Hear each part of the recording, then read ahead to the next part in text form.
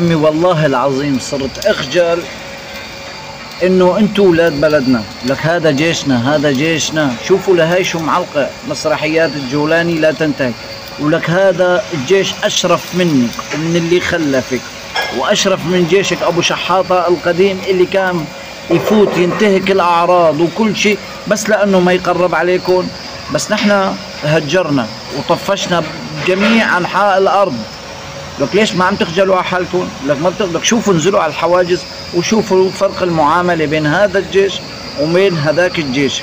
انتوا كل شيء عم يكتب هيك. انا واثق يا من جماعه ماهر اللي كان يستدعيهم مع الفنانات، يا اما الله اعلم ما بحطكم على دكه كلسوني، ما بحطكم ماشي.